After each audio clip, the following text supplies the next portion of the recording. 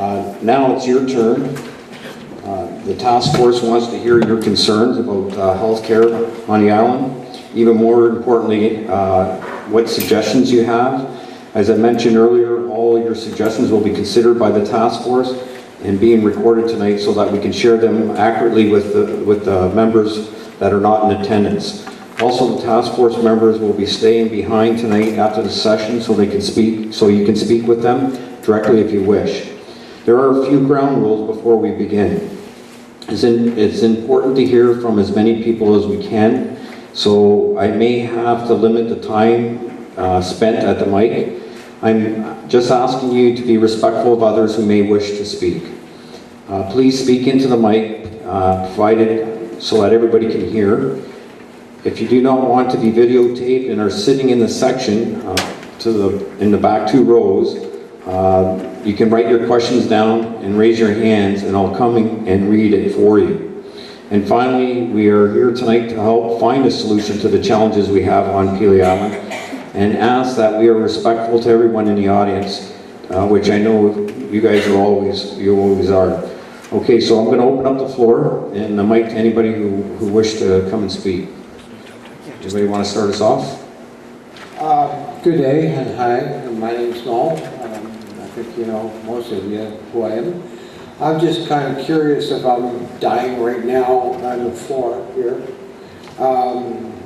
Say I got a heart attack. Right now, bang!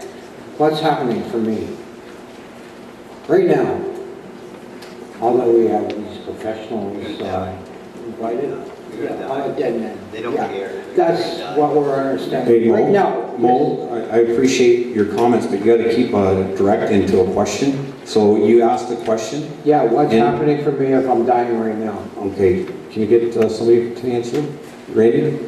Given that specific scenario, again, you're called to 911 just like you would if you're in your residence, whether you're here on the island or on the mainland.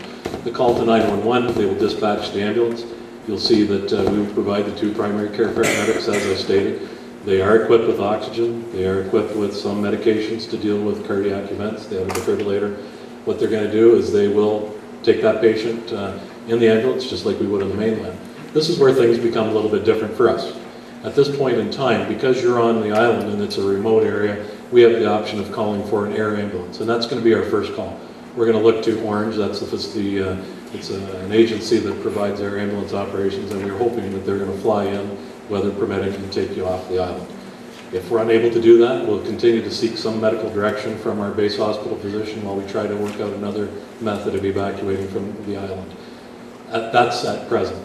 In the future, as I understand it, we will have the services of Mo. So we will transport you to the clinic. We will meet Mo there, and she will provide some care under some medical direction from that point on until we can evacuate from the island. Would that be fair, Brian? Okay, Claire. To that question, why can't you have a nurse here to help take care before you have to call 911? Why can't you have a nurse here? That's what it's all about. I live in the corner on this island. On July the 8th, Friday, July the 8th, 1:30 a.m., we had an accident. Truck was hit very seriously. No nurse on the island. Terrible. Shame on you, Mr. Sanger, that's your name in the hospital? Shame on you, not doing your job. Do you have a question, Claire? On Thursday, I wonder why they haven't got a nurse here. He said Mo's going to be here. Mo's not here now. Mo hasn't been here for a while either. Thursday, September the 22nd, 7:30 p.m., which is today or yesterday. Knocks in the corner. No nurse. And also, you said we're going to try and get the nurses here if it's reliable. You can send them over the night before in the boat too. You don't have to wait the next day at 12 o'clock to get them in here. Send them over the night before. If you want to work Monday, send them down Sunday night. Can that happen? That's the question. Okay. Mr. Sanger? John, do you want to answer the question? I don't know. I didn't understand the question. Well, he's asking why, when there's accidents, that there's no nurses on the island. He's also asking that you mentioned that nurses are going to be provided here, weather permitting, and he's making a suggestion saying, well, why can't you send them out over the night before? Okay, so I'm Roberta Dresny, VP Patient Services. And I was, worked at the hospital 1997 to 2004. And then I've been away for 5 years, and I'm just back for 18 months. So I have been managing this program for some time, off and on. Worked very closely with Mo. Recruitment of nurses to Pelee Island has always been a problem. There have been times in the past where there were no nurses here. We are unable to recruit a nurse that wants to live on the island. We have tried very extensive recruitment initiatives, and we cannot reliably provide you with 24-hour emergency care through nursing consistently. We were asked during our meetings if we felt concerned that we wouldn't be sued. It's your job. Why can't you? Why don't you? You'll be sued if something happens. So we were in touch with our lawyers, and our lawyers said, you can't promise what you can't deliver. And we cannot deliver nursing services through this program 24/7. We have tried everything. I understand you're worried, I understand you're concerned, but we cannot provide it through this program. We have tried many times, and we are unable to recruit a nurse who wants to live here, or nurses who want to stay here for long periods of time. The recruitment has been an issue for many, many years, in the years that I've worked with the program. I know you're upset about that. I wish there were nurses who'd like to live and work here, but we haven't been able to find them on a consistent basis. And the liability for us is if we say we're going to deliver something that we cannot deliver. We cannot consistently deliver it, so we can't promise to have it. I have the need to respond to that. We've had, our first meeting we had as a community on this issue, we had testimonials of people that had applied to the position and really didn't get any response whatsoever, ever after weeks. Also, were pretty much told they couldn't have the position. My daughter just graduated from nursing. She could not find a posting anywhere. I have friends that are nurses, could not find postings anywhere. Can you tell me, please, where this was posted? Well, we went through that with our committee many times. Rick and your CEO were on the committee. We provided all the information. We I'm asked asking the them to questions. help us outreach. It was in nursing journals, on websites, in the paper. We made personal phone calls to nurses who live on the island who had retired. We discussed it with nurses that we sent to outreach posts in the north. We called nurses on Pelee Island. We had extensive. There's no reason for us to not try and recruit. There isn't any reason for us not to respond to calls. All our calls are tape recorded. When we heard that, we went through the calls, and we couldn't find anyone we hadn't responded to. Did your daughter apply? No, I had asked her to look for postings. Oh, I see. And in fact, I see. there are some friends of mine that have been in the nursing, have been nurses for a number of years, Yeah. about 20, 28 years, and could not find postings. Well, I can certainly, if there's that much distrust, I can certainly mail them to you. That would be wonderful. I know where you live now. Yes, I do. Okay. Maybe we can send it to Lynn's Sure. and Sure. have it put on the website. Sure. Oh, that's a good idea. So we don't have to do it twice. I would like to know how I can be comforted with the ambulance care that's being substituted for nursing care. Like, as I understand it, a nurse who gets a job here has to be a nurse practitioner, which means they have to have a BSc. Instead, you can't find anyone who's prepared to do that, and you're giving me someone with a 2-year community college degree. I don't understand that. That's your comment. We're going to take that as a comment. Anybody else have a question? Go ahead, Rich. My name is Rick Ouellette. I live here in Pelee. Mr. Stanger, I'd like to say a lot, but you use two terms here tonight, and from what I understand, this is going to the task force, because of our closeness to Leamington Hospital, that we're not classified far enough away to be called remoteness. Yet in your summation here, if that's what you want to call it, you use the two words isolation and remoteness. I want to know why it is, because come the time for when our ferry service stops to when our flight service starts, we have winters here, you might as well be living in Siberia. And I want to know why it is that you can say that we only need 3 days a week care on Pelee. It is not acceptable. And if you're in this position and your family members were here, I know that you would have a whole different outlook on this. You have absolutely, totally no regard for this island whatsoever under those contexts. Richard, can you ask your question, please? The question is why are we classified as a remote area so that we can be covered 24/7 from January 1st to January 1st? That's my question to you, Mr. Stanger.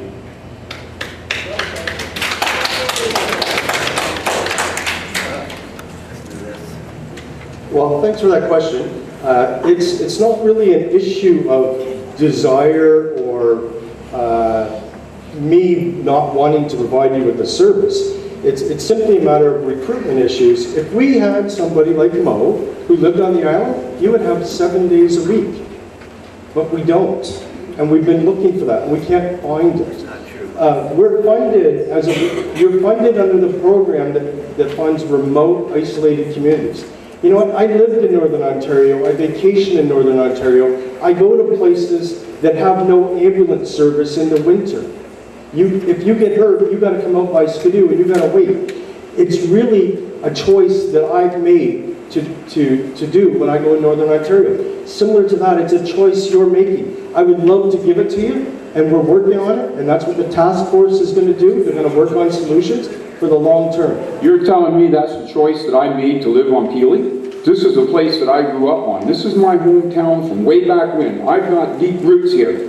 And nobody's going to tell me that I'm going to come here because I just want to be here, my choice. That's a poor question, or a poor whole scenario of what you're trying to put forward. I don't know who you think you are, but you're not hoodwinking me. I've been around the bend too. Put him down. Okay, thanks, Richard. Go ahead, Leanne. I just wondered, and this question is for Leamington Hospital. Has there been a cost analysis of clinic operations, of evacuations and EMS services for the months since July 1st? I would like to know if this is available, and if it is not, if you are going to do it, and when will it be available to the public? Cost analysis. I'd be happy to provide that. I can't provide costs of evacuation. That would have to come through EMS. I have monthly financial statements we produce at the hospital, and I would be happy to give you a 6-month update at the end of September. We're not hiding anything. It's very simple. I'll get it for you if you like. And I'll provide it to the task force, and they can pass it along. John, maybe we can make a suggestion. You can add that to the current Lynn website also. So when you get your reports, put it on the website. Go ahead, Don. I think it's clear to a number of the task force members here this evening that most of us, if not every one of us, view the decision to withdraw medical care in the manner that it was done was ill-considered. I want to focus just on one point, and I'd like to direct this to Dr. Elise, the chair.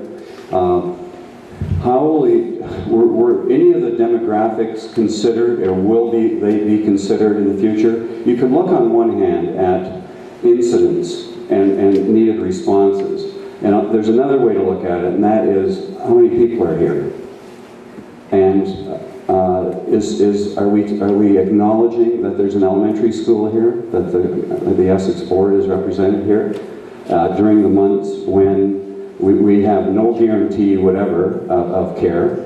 But just as importantly, will at some point your task force give consideration to the fact that our cottagers outnumber us probably around 8 to 1, if not more than that?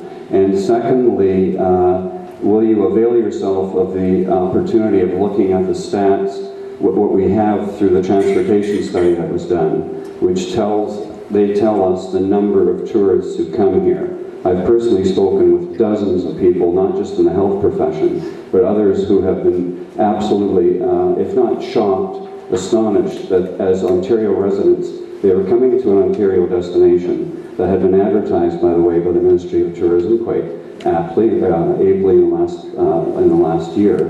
I want to know how are you going to grapple with that? Like, what do you do with those numbers? Like, I think somewhere the task force has to look at that and consider that there are ballpark 100,000 people that have passed through here. It's not just the incidents, it's going to be a potential incident, and we have a lot of people here. Could you comment on that, please? Short answer to your question is yes. That we do intend to collect data from a broad number of sources, and the items that you mentioned this evening were items that we talked about at our Tuesday meeting, and asked that data is collected and presented back to the task force to have a look at that. I'm a little confused because all this time we've been told that we were not covered under underserviced area. So can you just clarify, are we covered, or is this just a definition of what underserved? So if we are covered underserviced area, isn't the responsibility of Lynn, correct, to provide us with the description of what we should be covered, which would be a 24-hour nurse that can refer to a doctor for 24-hour service, along with a doctor that comes to the island twice a week. Am I correct? The description of the underserviced Who area. are you making that question to? I'm sorry. Lynn and Leamington Hospital. The underserviced area was designed for physician recruitment, right? And in the past, it started because it was difficult to recruit physicians to certain areas of Ontario. It was restructured just last year because it worked out that there were 40 underserviced areas in Ontario, practically every area, even areas like Woodbridge, Ontario. So in Erie St. Clair, we only have 2 underserviced areas, and they're in Chatham, Kent.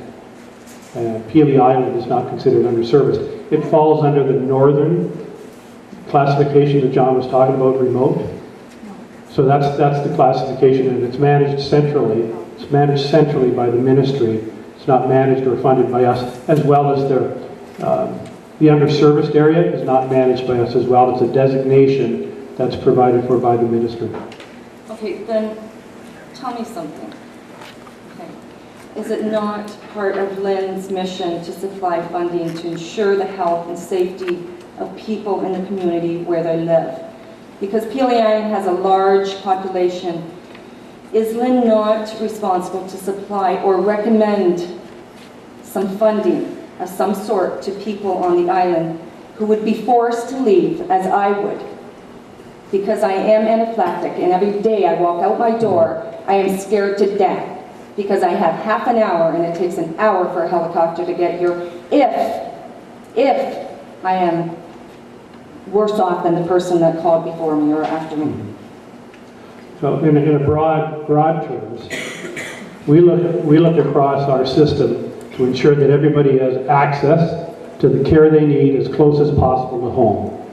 Now that's not possible all the time. We have regions, we have parts of Lambton County, parts of Essex, parts of Chatham, Kent that are quite remote, difficult to get to during the year on good weather and bad for a lot of reasons. So we we're concerned about access and quality of care to have that outcome. With respect to funding, we fund our agencies. We fund 88 agencies, and we have agreements with them to provide service levels. Something that we never did in the past, but that's what the LHINs do now. But I hope that answers what you're trying to get at. I'm trying to find another method of funding. Isn't it Lynn that would know that? Well, that's one of the good things we're here for, and that's why we decided to put the task force together, to have them come up with the solutions based on the information that they gather from the community, the demographics, for example, the services that are currently available, and recommendations on how we can ensure that there's a continuum of care for the residents and the visitors. You know, I was quite surprised. I picked Martin up at the ferry at 7:30, and the number of people that came over for the weekend on their 4x4s. And they could fall off those bikes and break an ankle very quickly. So it's not just the residents, it's all the visitors as well that we're fully aware of. And we're looking to the task force to identify how we do this. And our goal will be to support this with the ministry for funding. And if we have funding available that's appropriate for this investment, we will support it. We supported the clinic going to 7 days, for example. We're funding that ourselves.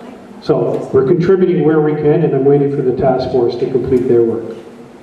Okay, tonight you made reference to you can't find a nurse to live on the island.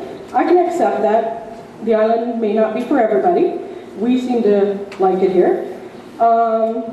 When Dr. Parks was here and spoke to us a few weeks back, she had made reference to, she works in the northern areas on reserves. If you can't find a nurse to live here on the island, can you not at least find nurses that will come to the island on a weekly, 2 weeks, rotational basis to have us covered?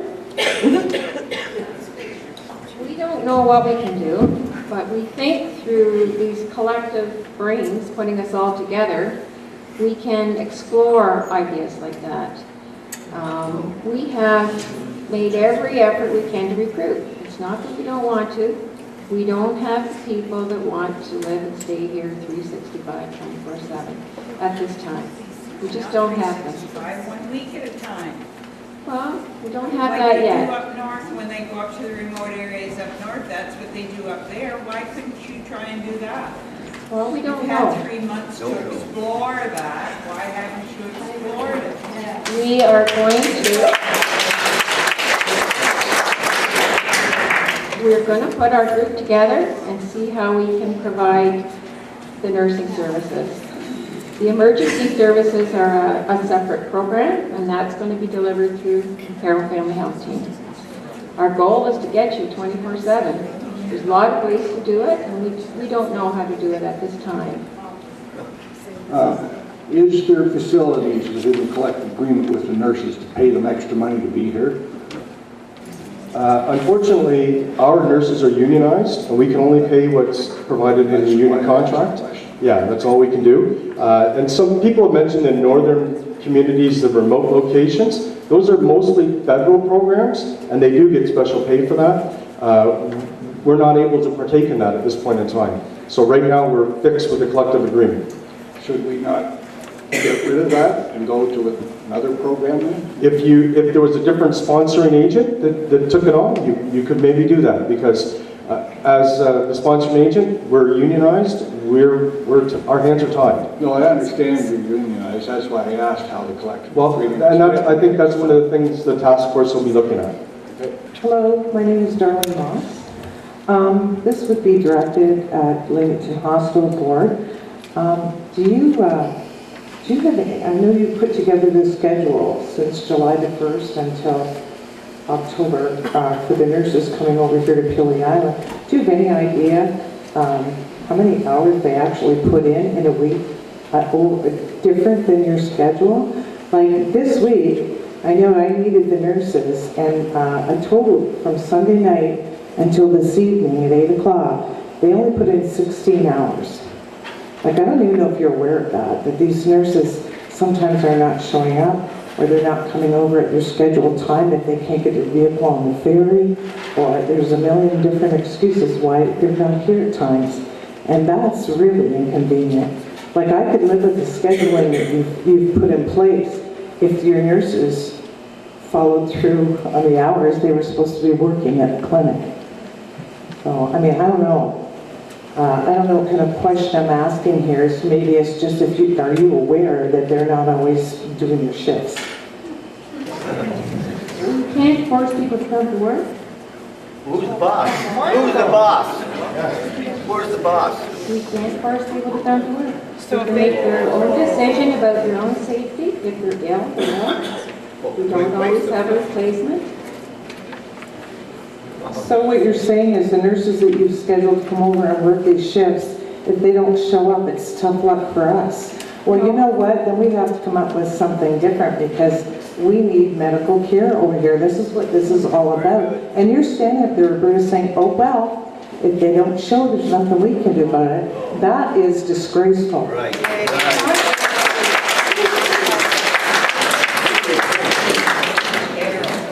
We have said we cannot recruit enough nurses to provide you with 24/7. We haven't been able to in the past, and we aren't able to. We have said we can't do it.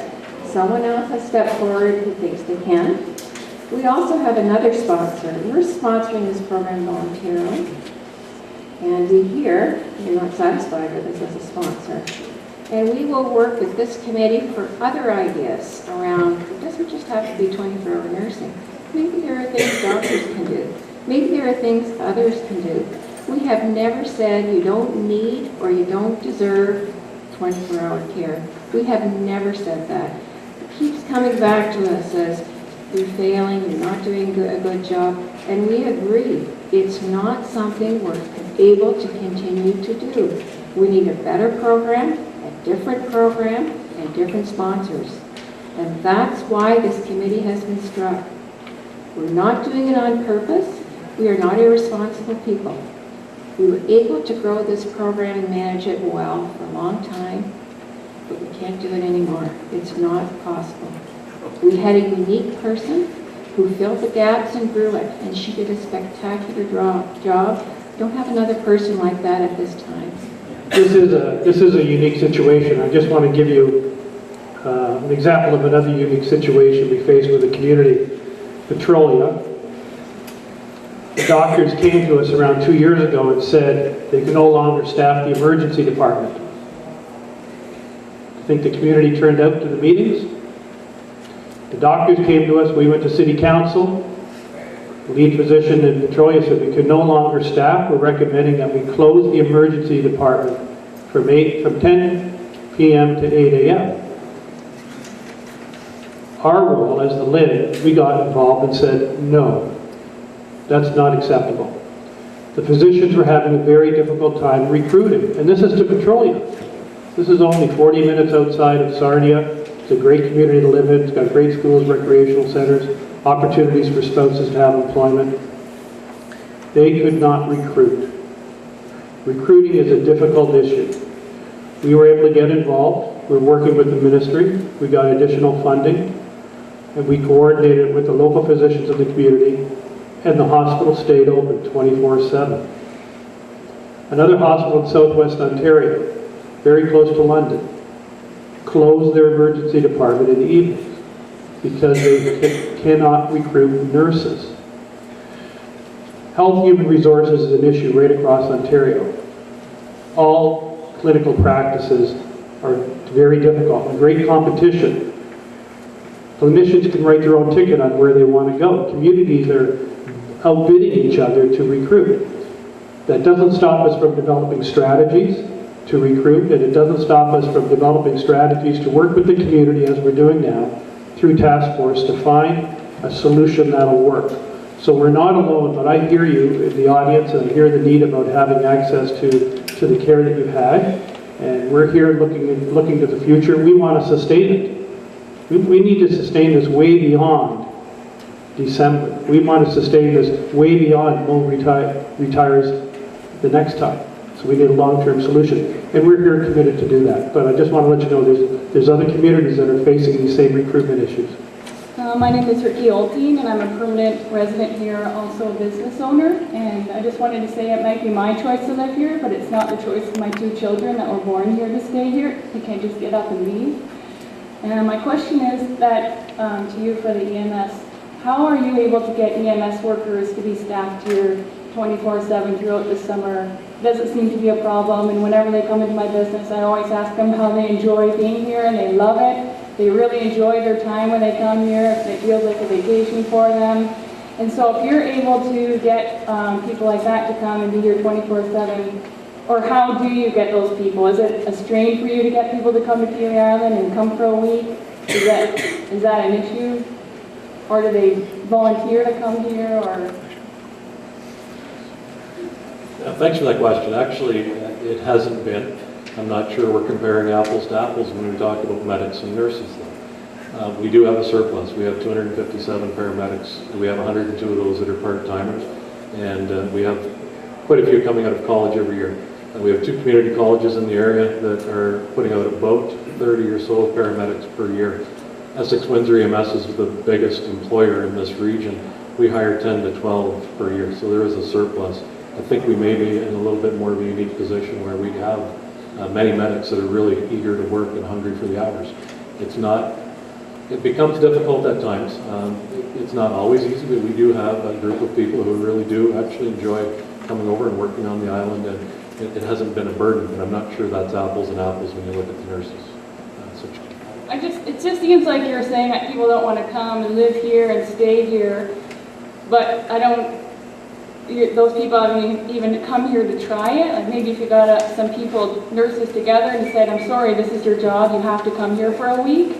That's just part of your job. It's in your contract. You can't just, I think that maybe if that's possible to start, I don't know, it seems like we're not suggesting anything for you to look into right now. We just keep saying we don't have health care. Nobody wants to come here. Nobody wants to come here. Well, you might just have to make some people come here. You were suggesting at the beginning that the young people that are coming into nursing, they don't want to take as many patients, they don't want to do as much work. Well, you know what, maybe we need to start being a little bit harder on our new people that are coming in, and it's time to do some work. All of us that live here work so hard, and it kind of is offensive for you to say that it's okay for these young nurses to be coming up and just saying, oh, I don't really want to work that hard. I don't want to take as many patients. I don't want my luxuries of my life. I'll work at this hospital, but I don't want to come and be away from my television or my cars or my Tim Hortons or whatever. Like, I think that it's possible for 1 week out of somebody's nursing year at the hospital, they could come and do a little stint on Pelee Island. You don't think that's possible for you to just put that in a contract for your nurses? Well, I thought we were also like making suggestions to here and trying to work together for solutions. I'm offering a solution or something that maybe you guys could think about. Thanks, Ricky. So is it something that you could think about, or you're just nodding your heads and? Ricky, just to let everybody know that we formed a task force to looking into this issue. You can't keep looking to Leamington Hospital for the answers because they're not going to give you those answers. The answers are going to come from this task force. I just offer a suggestion. Yeah, and I agree, and You're asking for suggestions of what we can do, and that's a possible suggestion. And I'm agreeing with you, Ricky. I think it's a great suggestion, and it's being recorded. It's going to go back to the task force, and it's going to be presented to them as information, and hopefully it'll be taken seriously. Go ahead, Bill. My name is Bill Crustle, and I want to make a comment on the closing of the emergency room at Petrolia and the other place. You said it just shortly outside of London. You're talking 40 minutes from the hospital. And we're 2 hours at the minimum from the hospital. We need a nurse to take care of us for that 2 hours. So if you're going to compare apples to apples, do it. What I was trying to explain is that other communities are having a difficult time as well recruiting. And we recognize that Petrolia is 40 minutes away from a major hospital and around an hour away from another major hospital. But we still got involved because it was important to that community to provide access. And we're here today because we want to be involved and we hear the community, and there are challenges to staffing that we need solutions, just as you suggested there, Ricky, that a good suggestion for the community to consider. So I'm just trying to paint the picture. There's other communities that may seem better off from your perspective with respect to access, and I'd agree with the proximity to hospitals and primary care. But we're here today looking for input from the community for suggestions for the task force to work on. Isn't it true that Petroleum Hospital, the only reason they couldn't recruit was because of the conditions of the hospital and where the doctors were staying and whatnot? Once they resolved that, there was no issue after that. And we don't have that problem here. And I live in Sarnia, and it's only 20 minutes from the nearest hospital, right? With respect to your comments about the condition of the hospital, that's the first I've heard of this. It was never the condition that was raised. It was attracting physicians to the type of practice in that community, which is solved now. Okay, I'll agree with you because you would know more than I would. It would be hearsay on my part. But I was told by somebody with the information led to believe that that would be the case. But nevertheless, the recruitment itself, it's only 20 minutes from Sarnia, so I find it hard to believe that that would be the case in that case. That's what I'm saying. So wouldn't Pelee Island be more an underserviced area than Petrolia would ever be? Well, I'm not saying Petrolia was underserviced. They had a very difficult time recruiting physicians to that community. It was extremely hard. And they were able to recruit. But Petrolia is classified as an underserviced area. No, it's not. No, it isn't. Okay. Okay.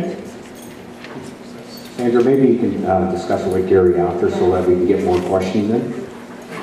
I'd just like to follow up with Mr. Mello about the level of training and experience that the paramedics who are coming to Pelee Island have.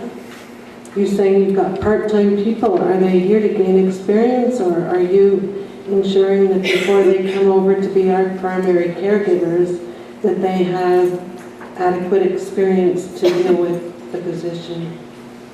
Each and every one of them do. They have adequate experience. Some may have a year, some may have 10 years. We have part-timers who have longer time. I'm just wondering if you consider Pelee Island to be a special case where you might want to have people with maybe not 1 year being adequate, but at least 5? Actually, and that's something that John does. He does look at the scheduling on the island to make sure that we pair them up with people who have some experience on the island. We do a different So you're sending inexperienced people over and giving them experience with other people who have... Our inexperienced people receive the majority of their training on the mainland with a higher call volume. The people that are on the island have been fully trained. They have a lot of experience, and they've seen a lot of patients. John does a very good job of making sure that anybody on the island is well experienced and well oriented to the protocols on the island. So they're every So are you saying clearly that 1 year experience is sufficient, adequate experience for someone who's going to be my primary caregiver here on Pelee Island? or mine. These people see 80-some thousand calls per year on the mainland. They are very, very busy. They will see in 2 shifts as many You're calls. talking about part-time workers who are here to gain experience. No, they're not here to gain experience. Their experience is gained through their work on the mainland, through the college program, through their placements in the college program, as well as being placed in shifts on the mainland with senior medics. They're all given an orientation with the senior people. There's not one person that's been to this island that I wouldn't trust myself, my wife, or my kids with. They are all highly trained medics. I think it's a matter of perhaps some input from the people who depend on this as to how highly trained you consider them to be. You're receiving probably as high or higher trained medics with more experience than some of the ones on the mainland. You're getting the exact same, if not more, experienced medics. So I don't know that you could say that that's not fair. I don't know. All I'm saying is that because of our situation, right. I don't want somebody who just got out of school and needs to tag along with someone who's going to show them. It's never been the case. We're very cognizant of that.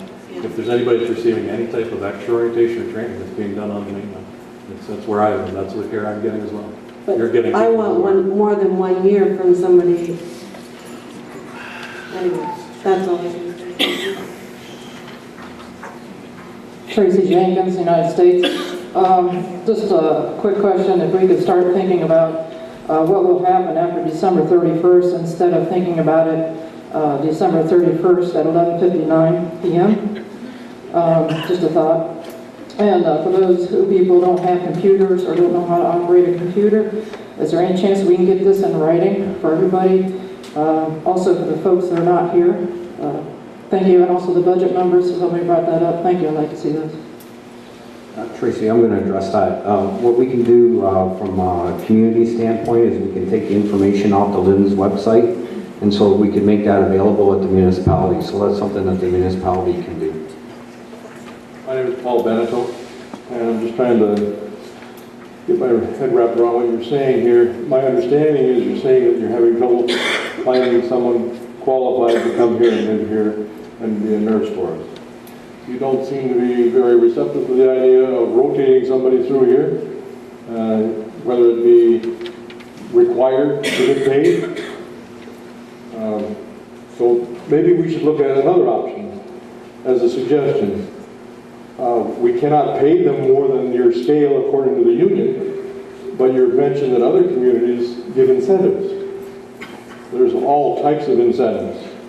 Can we not consider possibly some incentives that are not monetary that would attract someone here, whether 3 months or 6 months or a year?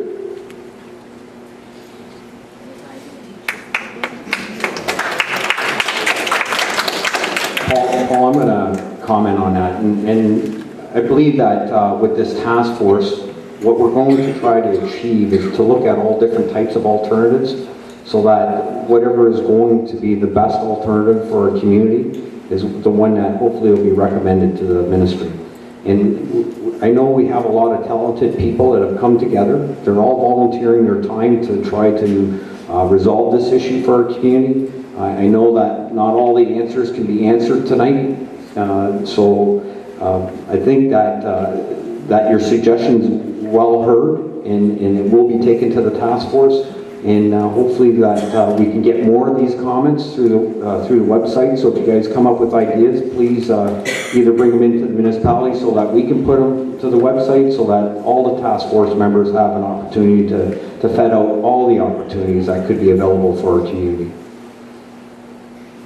The first thing I wanted to ask was a question in terms of the program that was given to us July 1st. Was the program based on the difficulty with recruitment, or on what basis was it created? That's my first question. Yeah, that's exactly right. It was based on the inability to recruit, and that's why we've been able to go October 4, because we've got 3 nurses now that can rotate through. So that's how we were able to expand once they've been trained, and now we've been able to recruit. Okay. Then my comment, and it comes as a way of suggestion. It's obvious to all of us the level of emotion here. And I think that everyone has the understanding of why the level of emotion. I would suggest that way back, before July 1st, had the Leamington Board been more transparent with us, had they prepared us for what was coming down on July 1st, had the issue of recruitment, which I know many of us are still questioning, been brought forward, the level of anxiety and anger that we're experiencing here would not be at the same level. So I'm asking in the future for greater transparency. I know that's going to come through our task force, but I would say in terms of the Leamington Hospital especially, that's what's going to help our community. We know about that. We have a rumor mill here. If you hear something in the north end, by the time you've got home, the person in your house knows it. So, had we received that from you, if we had known that we were being respected, if you could have acknowledged the level of fear that was generated amongst us, then the level of emotion that's being expressed tonight would not be with its intensity. I just have a question about recruitment. During the time that this task force is in place, I believe it's for 90 days, is Leamington Hospital still recruiting? If there is a place that resumes can be sent, can that address be given to us? Because people have asked me, can I send in a resume? And I said, well, I don't know who you send it to. I've never seen an ad yet. I've never seen anything. So if we could get that address, I know people that are interested, and they would send their resumes on. Also, is this open to American nurses? I know also them that would be interested in coming to our island. We need, if we could have that address, that'd be a step forward. Yeah, our website is ldmh.org. But you know what? If you want, send it straight to me, john.stanger@ldmh.org. And if you send it straight to me, I'll make sure it gets processed. And I'd like to address Mary Lou if I can. I agree with you. We started working on this back in April when Mo first told us she was thinking about retiring and we had a date. We didn't expect that we were going to encounter the problems we encountered. We did meet with the mayor, the CAO, Ann Mitchell. We met with EMS. So we were doing things behind the scenes, but we did a poor job of communication, no doubt about it. And I apologize for that. But we're here tonight to try and fix all that. And the task force, the Lynn stepped in, they're here to try and fix it as well. So, please bear with us. I understand the emotions are high, and there's some angry people out there, but we made a mistake, and I apologize. Are American nurses allowed to apply? Can they will they be considered? Do they have to pass special tests, or would they be considered qualified? So you have to be licensed as a nurse in Canada. Any interested in American nurses would have to go through the College of Nurses Ontario. And again, on the website, College of Nurses Ontario, you need to write the Canadian exams. Nurses, doctors, there's no reciprocity. Also with this address then, we need to know what qualifications you're requiring for this nurse on our island then. So that if I'm going to pass this information on to those that I know, well, we talked earlier about sharing our recruitment efforts to date, and we'll show you all the postings that were up in the hospital, that were in the papers. All the qualifications are on there. Yeah. Does it have to be a nurse practitioner? No, the nurse practitioner is the manager of the program. The other nurses are registered nurses. Doesn't have to be a nurse practitioner. Does she have to have a BSc? We hire nurses with and without at the hospital. BSc is not necessary. We look at the experience and qualifications. And I apologize because I said her she. Be very good. It was any nurse. Yeah, that's right. How many years experience do you have? I don't remember what we put up, but it's a kind of an exposure to the things that help a nurse in this situation, or exposure in a doctor's office, exposure in the ER. It depends what type of nursing you've done, community nursing, first aid. We had interest from people with that type of experience. We've had nurses apply from who've done outpost work before that showed interest. We did have several nurses that accepted the job and then withdrew. It sounded very interesting to them, but when they saw the hours of work and saw the volume of patients,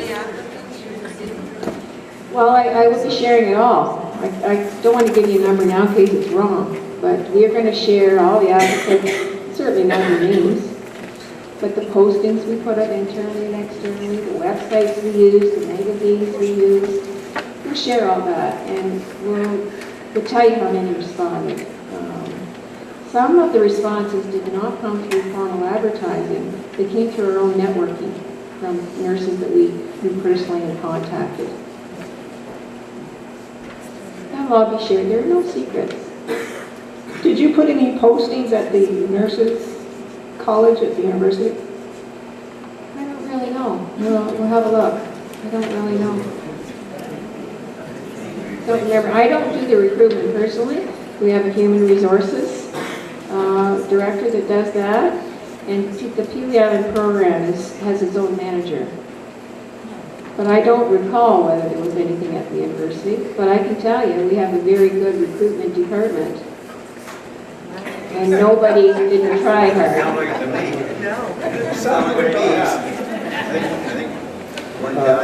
I believe all of you have got this handout. It's got the web address for the Erie St. Clair Lynn. If you go to that website, our ad is there. It's currently on there. One of the Lynn staff just mentioned it. She just went and looked, and it's currently on that website. So it would have all the requirements there.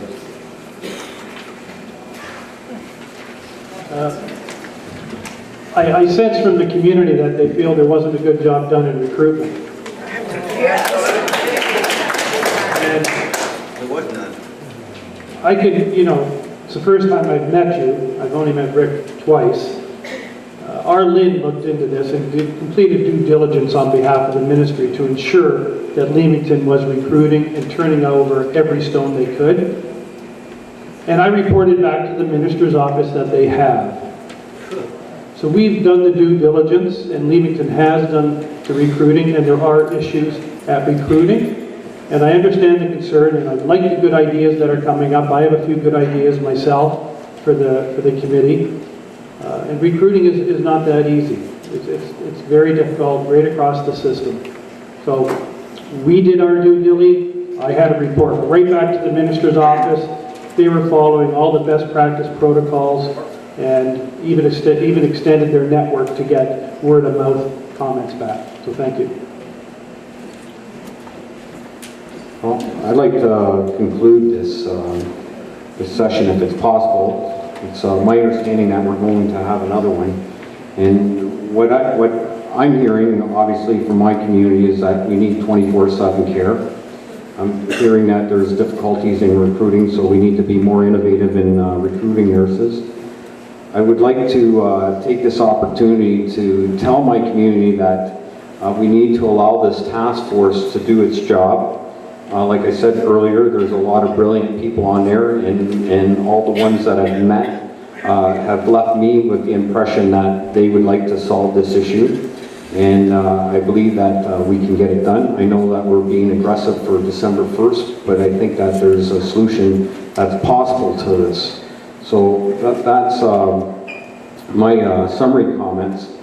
The next steps is we'll be back in touch with you in the near future, and we'll be posting the information on the Erie St. Clair website. As well, you can leave behind your comment cards and we'll pick them up. You can go online, you can call to give your feedback. We ask that you please fill out the evaluation and we'll pick them up.